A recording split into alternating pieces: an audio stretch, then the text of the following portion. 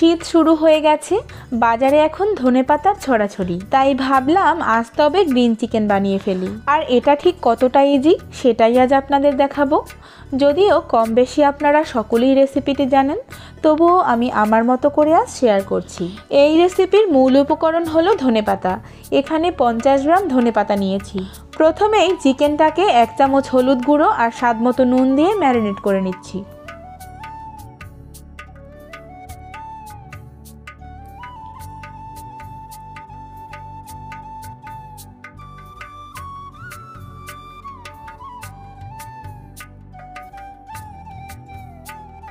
এবারে প্রথম পেস্ট তৈরি করার জন্য এখানে আমি 2টো রসুনের কোয়া, 12 থেকে 15টা কাঁচা লঙ্কা আর নিয়েছি একটা কুচনো পেঁয়াজ।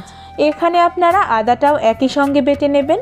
আমার ফ্রিজে আদা বাটা ছিল বলে আমি আর বাটলাম না।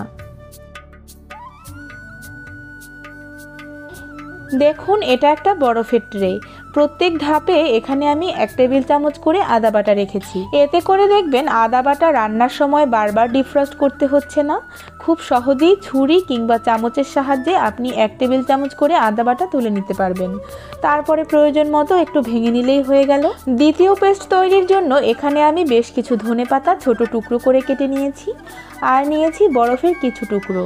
এখানে বরফের টুকরো ব্যবহার করার কারণ হলো যাতে গ্রিন কালারটা অটুট থাকে।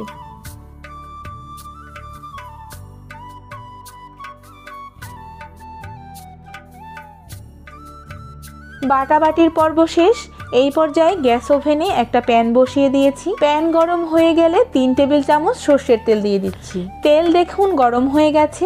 এই পর্যায়ে দিয়ে দিচ্ছি তেজপাতা, দারচিনি, এলাচ, লবঙ্গ আর গোটা জিরে। আর মশলার পরিমাণগুলো কিন্তু খেয়াল করলেই আপনারা দেখতে পারবেন, পাশে লেখা রয়েছে। গোটা গরম মশলার মিষ্টি একটা গন্ধ ছড়িয়ে গেলে দিয়ে দিচ্ছি 2টো মাঝারি সাইজের কুচনো পেঁয়াজ।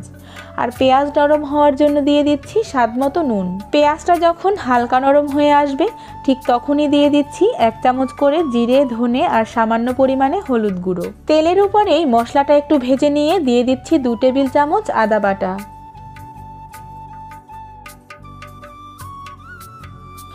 এ পর্যায়ে প্রথমেই যে পেস্টটা তৈরি করে রেখেছিলাম সেটা দিয়ে দিচ্ছি।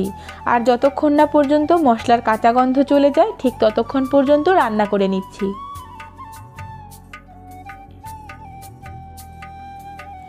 মশলাগুলো যাতে পুড়ে না যায় তাই সামান্য জল দিয়ে দিচ্ছি।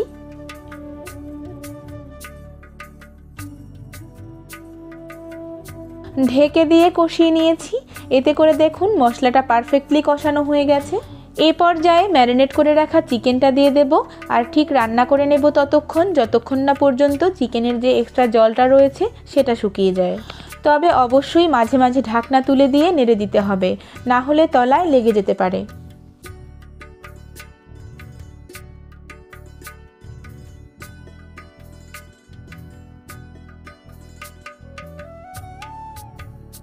দেখুন চিকেনটা কিন্তু পারফেক্টলি কষানো হয়ে গেছে আর চিকেনটা 90% বয়েলও হয়ে গেছে।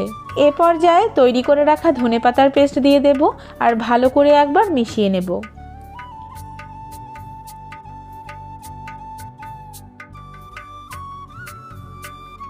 ঢেকে দিয়ে রান্না করে নেব 5 মিনিট।